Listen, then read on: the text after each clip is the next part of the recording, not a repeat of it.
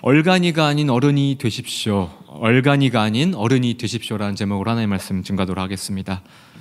벌써 제목만 듣고 네, 웃고 웃으시는 분들이 계시는데 오늘 본문 말씀을 통해서 사도 바울이 고린도 교회 성도들을 보면서요, 교회는 세 종류가 있다는 것을 지금 알려주고 있어요. 첫 번째는 육에 속한 사람, 두 번째는 육신에 속한 사람, 그리고 마지막은 신령한 자, 이렇게 세 가지로 나눌 수 있겠습니다. 먼저 이 첫 번째 부류에 속하는 육에 속한 사람, 육에 속한 사람에 대해서 한번 살펴보도록 하겠습니다. 14절이죠. 육에 속한 사람은 하나님의 성령의 일들을 받지 않았나니 이는 그것들이 육에 속한 사람들에게는 어리석게 보임이요 또 육에 속한 사람은 그것들을 알 수도 없나니. 엄격하게 말하면요, 이들은 성도가 아닙니다. 구원받지 못하여도 교회에 출석하는 사람들 꽤 많다는 것이죠. 어떠한 목적을 이루기 위하여서 어떠한 유익을 취하기 위해서 교회에 출석하는 사람들도 더러 있다는 겁니다. 예수님도 이렇게 말씀하셨죠. 청함받은 사람은 많다. 그러나 택함받은 사람은 적구나. 결혼식에 초대되어 꽤 많은 사람들이 왔다는 것입니다. 그러나 결혼식을 주관하는 주인이 명령한 예복, 이 예복을 입은 사람은 극히 소수라는 것이죠. 결혼식장이 교회라고 한다면 이곳에 초대되어 오는 자들이 성도라는 거예요. 그러나 성도라고 다 같은 성도가 아니라는 겁니다. 이 중에는 진짜 성도가 있고 가짜 성도가 있다는 것입니다. 구원을 얻어 교회에 출석하는 성도가 있고 구원이 목적이 아닌 인간적인 욕구를 성취하기 위해 출석하는 성도가 있다는 거예요. 성도라는 표현 좀 그렇지만 예를 들어 보겠습니다. 신천지와 같은 이단에 빠진 사람들이 충분히 교회에 출석할 수 있어요. 그렇죠. 그들의 목적이 무엇이죠? 무슨 수를 써서라도 동과 친절을 베풀어서 어떻게 해서든 여러분들 중에 한 명을 빼앗아 가는 거예요. 취해 가는 거예요. 이게 목적이겠죠. 또 하나 예를 들어보면요, 이건 좀 조심스러운데 다 그렇다는 건 아니에요. 기업을 운영하는 대표, CEO, 정치를 하시는 분들, 이런 분들은요, 자신의 이익을 위해서 교회에 출석하는 분들도 있습니다. 저 실제로 봤습니다. 이런 사람들이 못 견뎌하는 것이 있어요. 신천지 또 다른 이단, 정말 이 가짜들이요 못 견뎌하는 것이 있습니다. 그게 뭐냐? 바로 14절에 보면요, 성령의 일들을 받지 아니하나니. 이 사람들은요 성령의 일들을 받지 않았대요. 이들은 물과 성령으로 거듭나지 않았대요. 그러므로 당연히 성령이 하신 일들을 이해하지 못한다는 거예요. 이들의 눈에는요 성령의 일들이 어리석게 보인다는 겁니다. 이해할 수 없다는 거예요. 교회가 건강하면 건강할수록, 성령의 일하심이 강하게 나타나면 나타날수록 이들은 본성을 드러낼 수밖에 없다는 겁니다. 그래서 우리는 우리 교회를 위해 항상 중보해야 합니다. 강단에서 선포되어진 말씀이 살아 역사하게 해달라고 우리는 중보해야 한다는 겁니다. 팀별로 모임을 가질 때에도 물론이겠죠. 성령의 임재가 강력하게 나타나게 해달라고 우리는 기도해야 한다는 거예요. 말씀을 듣는 우리 모두 이 중보기도 사역에 충성을 다할 수 있기를 예수님의 이름으로 기도드립니다. 두 번째 부류는요, 바로 육신에 속한 자들입니다. 육신에 속한 자. 첫 번째는 육에 속한 자, 두 번째는 육신에 속한 자입니다. 3장 1절에 보면 형제들아 내가 신령한 자들을 대함과 같이 너희에게 말할 수 없어서. 바울은 신령한 자들과 육신에 속한 자들을 명확하게 구분짓고 있다는 겁니다. 명확하게.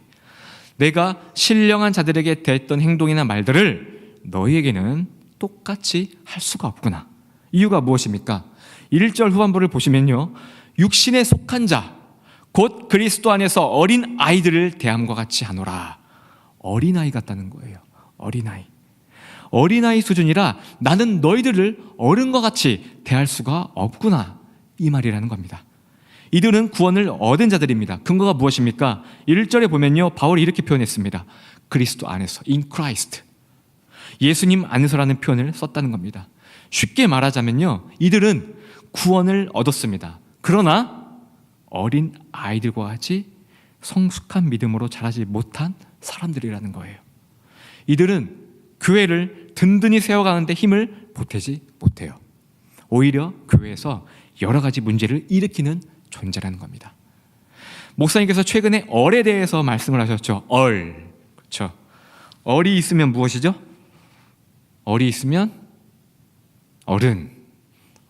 우리 지내잠시처럼 어른.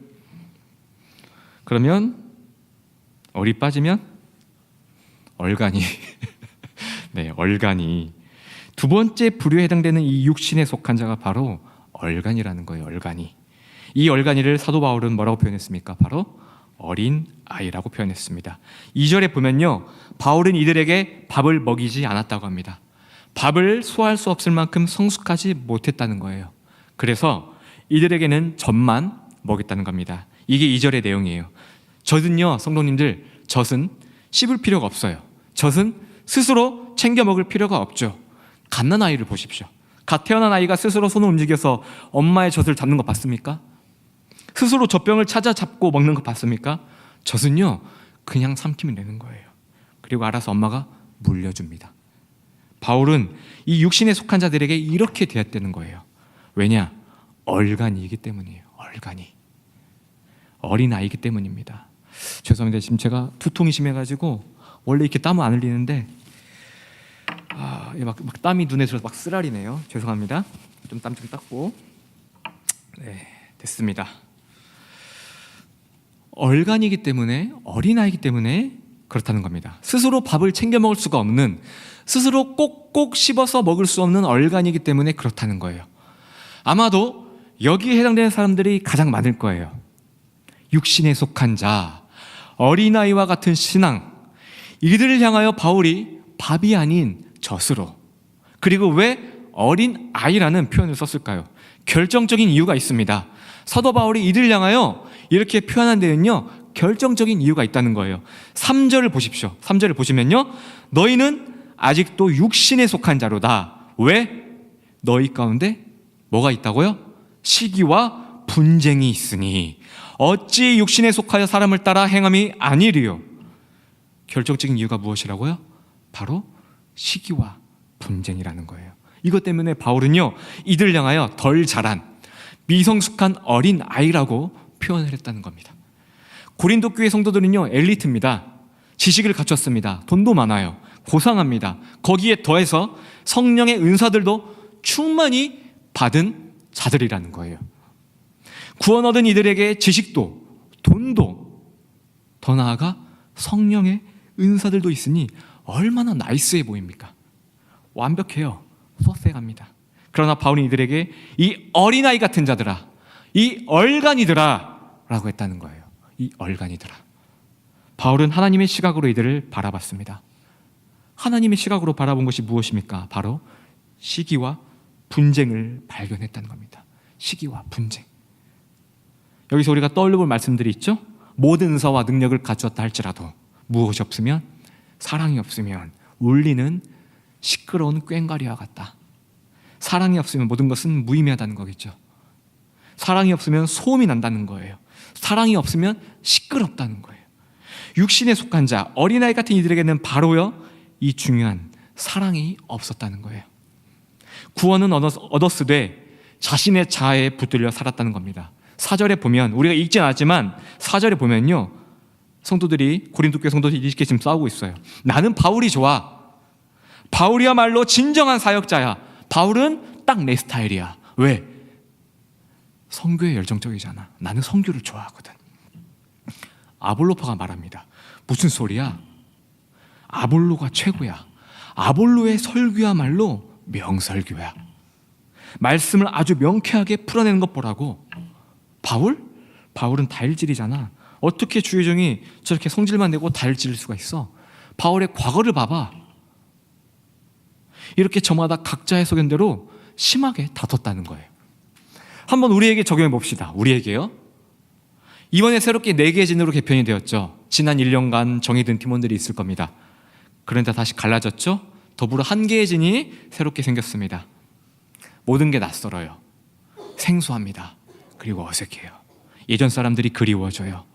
옮기고 싶네요. 팀원 배정을 받고 나니까 내가 속한 팀 안에 내가 싫어하는 사람들이 있네요. 그리고 간사가 마음에 안 드네요. 더 나아가 진장이 마음에 안 들어요. 수근거리기 시작해요. 이것 때문에 시험 들어 예배에 안 나와요. 팀 모임에 빠져요. 이것 때문에 나의 기분이 들쑥날쑥해요. 나만의 취향과 나만의 사람이 있다는 거예요. 나만의 기준이 있다는 거예요. 나만의 말씀이 있다는 겁니다. 그래서 바꿔달라는 거예요. 이게 고린도 교회 성도들의 모습이었다는 겁니다. 성도 여러분, 우리의 모습이요, 이와 같다는 거예요. 바울이 정의한, 하나님이 정의한 우리의 신앙 수준은요, 바로 얼간이라는 거예요. 얼간이. 어린아이 수준이라는 겁니다. 우리가 신앙생활을 하면서 다투는 영역이 어디 이뿐이겠습니까? 식당 봉사를 하면서도, 팀 모임을 하면서도, 찬양 사역을 하면서도, 또 교육부서 교사를 하면서도, 심지어 교역자들끼리도 투닥투닥 하죠. 물론 우리 교역자들은 예외죠. 진심입니다. 저희는요, 저희 교역적인 사이가 정말 좋습니다. 믿어주십시오. 보십시오. 어느 곳을 가나 사람들이 모인 곳에는요, 반드시 시기와 분쟁은 항상 존재한다는 거예요. 저희 교단은 1년에 한 번씩 지정된 교회에서 큰 모임을 열어요. 전국에 많은 교회가 참석합니다. 그런데 시끄러워요. 여기저기서 막 소리를 쳐요. 정죄의 목소리가 여기저기서 시끄럽게 울려댑니다. 여기저기 현수막을 걸어댑니다. 현수막의 글귀가 썩 그리 좋은 내용은 아니에요. 여기저기서 네 편 내 편 합니다. 이 고린도 교회 성도들처럼요, 네 편 내 편 한다는 거예요. 심하면 서로 멱살 잡고 삿대질하며 싸우기도 한다는 겁니다. 과연 이것을 예수님은 어떻게 바라보실까? 예수님의 마음은 어떨까? 믿지 않는 세상 사람들, 그 주변을 걸어가면서 지나가면서 구경하고 있는 믿지 않는 사람들이 이 광경을 보면 어떻게 생각할까? 한번 생각해 봤습니다. 성도 여러분, 인간이 존재하는 한 혼자가 아닌 두세 사람이 이상이 모여 사는 한 시기와 분쟁은 끊이지 않는다는 겁니다. 어쩌면 당연한 일일 수도 있다는 거예요. 당연한 일. 왜? 우리는 죄인이기 때문에. 그러나 성도 여러분, 분명한 것은요, 우리는 무엇으로 구원받았습니까? 또 뻔한 말씀 하시네, 이렇게 여기지 마시고요, 우리가 무엇으로 구원을 받았습니까? 바로 예수님의 피값으로. 예수님의 피값으로 우리는 구원을 받았습니다. 제가 지금 이 얘기를 왜 하는지 잘 들어보십시오. 우리는 예수님의 목숨으로 건진받았어요. 그렇죠? 우리의 어떠한 노력도 아닌, 어떠한 대가지불도 없이 순전히 예수 그리스도의 피값으로 구원을 얻은 존재들이라는 거예요. 그렇다면 질문하겠습니다. 어떻게 살아야 합니까? 어떻게 살아야 합니까? 바울과 아볼로가 아닌 예수님만을 바라보고 살아야 하는 것 아닙니까? 그렇죠? 바울 편, 아볼로 편, 이게 아니라 예수님만을 바라보고 살아야 하는 것 아닙니까? 바울이 이들을 구원한 거 아니에요. 아볼로가 이들을 구원한 게 아니에요. 사랑 중심이 아닌 예수님 중심으로 살도록 노력해야 한다는 거예요. 이것이 바울이 말한 오늘 본문 말씀 세 번째 부류에 해당하는 신령한 자라는 거예요. 이게 신령한 자. 이것이 어를 갖춘 어른이라는 겁니다. 이것이 바로 어를 갖춘 어른이라는 거예요. 어린아이는 부모님께 용돈을 받을 때 당연한 것으로 여겨요. 자녀가 살고 있는 집은 부모님이 노력해서, 부모님이 힘들게 돈을 저축해서 청약을 받아내면서 얻은 집들이에요. 그러나 어린아이는 이런 것에 감사할 줄 몰라요. 그렇죠? 그냥 당연하게 살아요. 그러나 우리 어른들은 어떻습니까? 여러분은 어떻습니까? 누군가가 아무 이유 없이 여러분들에게 돈을 준다면 그 당연하게 받을까요? 감사합니다 라고 하겠죠. 왜 주는지 이유를 물을 거예요. 어떤 분들은 끝까지 괜찮습니다 사양할 거예요. 어떤 사람이 여러분들에게 집 한 채를 덜컥 공짜를 주었습니다. 집 한 채를. 당연한 걸로 생각하고 들어가서 살겠습니까? 절대 그럴 수 없다는 거예요. 이 은혜를 받았으면요, 평생토록 그 사람을 기억하여 그 사람에게 잘할 겁니다. 은혜를 갚기 위해 노력하며 살 것입니다. 이것이 어른이라는 거예요. 이것이 어른이라는 거예요. 마찬가지로요, 바울이 말한 신령한 자, 이 신령한 자는 바로 어른이에요. 어른이면요, 어른답게 구원의 은혜에 대해 평생토록 감사해하며 살아야 한다는 거예요. 예수님은요, 너가 받은 은혜, 빚진 은혜 갚아라 하지 않으셨습니다. 대신 이렇게 말씀하셨어요. 너는 마음을 다하고 목숨을 다하고 뜻을 다하여 주 너의 하나님을 사랑하라. 둘째로 내 이웃을 내 몸과 같이 사랑하라. 이게 우리에게 주신 크고 첫째 되는 계명이라는 겁니다. 우리는 이 땅에 사는 동안요, 예수님이 주신 이 말씀 붙들고 순종하고 살아야 하는 겁니다. 이것이 신령한 자라는 거예요. 하나님을 사랑하라. 너의 이웃을 사랑하라. 사랑입니다. 사랑. 하나님이 예수님을 버리시면서까지 우리를 구원하신 이유는 딱 하나예요. 사랑. 온 세상을 창조하신 창조주 예수님께서 아무런 저항도 하지 않으시고 십자가에 처참하게 죽어가신 이유? 사랑이에요. 다른 거 없습니다. 믿음과 소망, 사랑이 있어지는데 그 중에 제일은 사랑이래요. 모든 은사를 가졌을지라도 사랑이 없으면 울리는 꽹과리와 같대요. 하나님은 사랑이시라. 사랑, 사랑, 사랑, 사랑이에요. 본문 2장 16절에 보면요, 우리가 그리스도의 마음을 가졌느니라. 신령한 자들이 갖고 있는 마음이 있대요. 그게 뭐냐? 바로 16절에 보면 우리가 그리스도의 마음을 가졌느니라. 예수 그리스도의 heart, 마음을 가졌느니라. 예수님의 마음이 무엇입니까? 빌립보서 2장 5절에 보면요, 너희 안에 이 마음을 품어라. 제가 가장 좋아하는 말씀입니다. 너희 안에 이 마음을 품어라. 곧 그리스도 예수의 마음이니. 그 예수의 마음이 무엇입니까? 그는 근본 하나님의 본체시나 종의 형체를 가지사 사람들과 같이 되셨고 사람의 모양으로 나타나사 자기를 낮추시고 죽기까지 복종하셨으니 곧 십자가에 죽으심이라. 이게 예수님의 마음이라는 겁니다. 하나님을 사랑하라. 내 이웃을 사랑하라. 이것이 첫째 되고 가장 큰 계명이다. 예수님은요, 지키지도 못할 계명을 우리에게 주시지 않았다는 거예요. 우리도 지킬 수 있다는 겁니다. 이 말씀 앞에 우리는 순종할 수 있다는 겁니다. 왜냐? 예수님은 이 계명을 먼저 순종하셨기 때문이에요. 아들아, 인간들 위하여 사람이 되라. 십자가에 달려 죽으라. 나에게 버림받아야 한다. 이 잔혹한 명령과 말씀 앞에 한마디의 토도 달지 않으시고 예수님은 다 순종하셨다는 거예요. 무슨 뜻입니까? 마음과 목숨과 뜻을 다하여 주 너희 하나님을 사랑하라. 우리보다 먼저 예수님은 이 말씀 앞에 순종으로 완성하셨다는 거예요. 더불어 내 이웃을 내 몸과 같이 사랑하라. 내 몸과 같이 사랑하래요.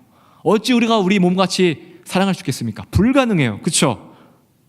예수님은 이 말씀 앞에도 우리를 위해 십자가와 부활로 증명해 보이셨고 완성하셨다는 거예요.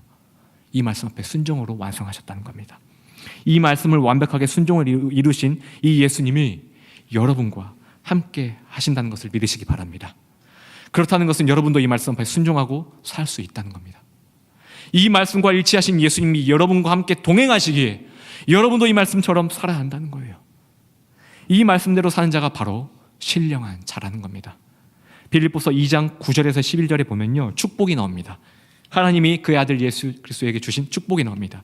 이러므로 하나님이 아들 예수를 지극히 높여 모든 이름 위에 뛰어난 이름을 주사 하늘에 있는 자들과 땅에 있는 자들과 땅 아래에 있는 자들로 모든 무릎을 예수 이름에 꿇게 하시고 모든 입으로 예수 그리스도를 주라 시인하여 하나님 아버지께 영광을 돌리게 하셨느니라. 아멘. 예수님은 인간으로 이 땅에 오셔서요, 육신에 속한 자가 아닌 신령한 자로 사시다가 가셨습니다. 하나님을 사랑하고 이웃을 사랑하라는 이 큰 계명들을요, 예수님은 다 지켜내셨다는 거예요. 그러므로 빌립보서 2장 9절에서 11절에 해당하는 이 권세를 하나님께로부터 받았다는 것입니다. 성도 여러분 또한 신앙생활을 하면서 시기와 분쟁이 아니라 이 예수님의 마음을 가지고 이 빌립보서 2장 5절 후반부의 말씀, 이 예수님의 마음을 가지고 임한다면 하나님은 우리를 영광되게 높여주실 것입니다. 각자의 자리에서 시기와 분쟁을 일으키는 자들이 되지 마시길 예수님의 이름으로 간절히 바랍니다. 시기와 분쟁을 오히려 잠재우는 자들이 되시길 바랍니다. 여러분이 들어가면 그 공동체에 화평과 사랑이 넘쳐나는, 다양함을 하나가 되게 하는 신령한 자들이 되기를 바랍니다. 토마스 아 캠피스의 그리스도를 본받아라는 책에 보면 이런 내용이 있습니다. 그리스도인이란 평화로운 자이며 평화를 만드는 자다. 또 브로더스라는 사람이 있습니다. 브로더스. 이 브로더스가 이렇게 얘기했어요. 세상에서 화평케 하는 일보다 더 하나님을 닮은 일은 없다. 세상에서요, 화평케 하는 일보다 더 하나님을 닮은 일들은 없대요. 다시 말해서 트러블 메이커가 아니라 피스 메이커가 참된 신앙인이라는 거예요. 이게 어른, 이게 신령한 자라는 겁니다. 화평케 하는 힘, 사랑의 이 위대한 힘을 깨달은 성 프란치스코가 이렇게 기도했습니다. 이 기도문을 마지막으로 설교를 마치도록 하겠습니다. 화평케 하는 힘, 사랑의 위대한 힘을 깨달은 성 프란치스코가요, 이렇게 기도했어요. 우리도 하나님 앞에서 이렇게 기도했으면 좋겠습니다. 주여, 나를 평화의 도구로 써주소서. 마음이 있는 곳에 사랑을, 상처가 있는 곳에 용서를, 분열이 있는 곳에 일치를, 의혹이 있는 곳에 믿음을 심게 하소서. 오류가 있는 곳에 진리를, 절망이 있는 곳에 희망을, 어둠에 있는 곳에 광명을, 슬픔이 있는 곳에 기쁨을 심게 하소서. 주여, 위로받기보다는 내가 위로하며, 이해받기보다는 이해하며, 사랑받기보다는 사랑하며, 자기를 온전히 줌으로써 영생을 얻기 때문이니 주여, 나를 평화의 도구로, 피스메이커로 써주소서. 말씀을 뵙겠습니다. 프란치스코의 이 기도 내용대로 사신 분이 바로 우리 예수님이십니다. 오늘 이 말씀의 신령한 자가 바로 이 기도의 내용대로 사는 것을 말하는 것이죠. 이것이 예수님의 마음을 품은 자입니다. 새롭게 진장을 맡은 저부터, 그리고 간사 리더님들, 그리고 성도님들 모두가 이 말씀 앞에, 그리고 프란치스코의 이 기도처럼 이 말씀 붙들고 순종하는 자들 되시기를 바랍니다. 세상은 선명하게 구분되어 있습니다. 부자는 부자끼리, 그렇죠? 가난한 자는 가난한 자끼리 어울립니다. 권력자는 권력자끼리 어울립니다. 각자의 성품에 맞는, 성향에 맞는 사람끼리 어울립니다. 이것이 세상입니다. 세상은요, 이렇게 명확하게 구분짓고 있다는 거예요. 성도 여러분, 교회가 세상을 닮아가면 되겠습니까? 절대 그럴 수 없다는 거겠죠. 교회가 무엇입니까? 세상이 감당하지 못할 자들을 품는 거예요. 버림받은 자들을 따뜻하게 안아주는 거예요. 서로 다른 성향을 가진 사람들이 만나 하나를 이루는 곳이에요. 세상의 권력, 명예, 돈, 이것들이 교회에 들어오면 무기력해지는 거예요. 그래서 이 모두가 하나가 되는 거예요. 모두가 친구가 되는 거예요. 이것이 하나님 바라시는 교회의 모습이라는 겁니다. 이런 교회가 되기 위해서는요, 여러분들이 먼저 신령한 자가 되어야 한다는 것입니다. 이 예수님의 마음을 간절히 달라고 사모하십시오. 예수님의 마음을 가지고 사람을 만나십시오. 예수님의 마음을 가지고 팀 모임, 사역에 임하십시오. 그럼 여러분들을 통하여 시기와 분쟁은 물러갈 것입니다. 서로 다른 색깔들이 하나를 이룰 것입니다. 세상의 힘들이 무기력해질 것입니다. 오늘 말씀대로 쓰임받는 여러분들이 되시기를 예수님의 이름으로 축복하고 기도합니다.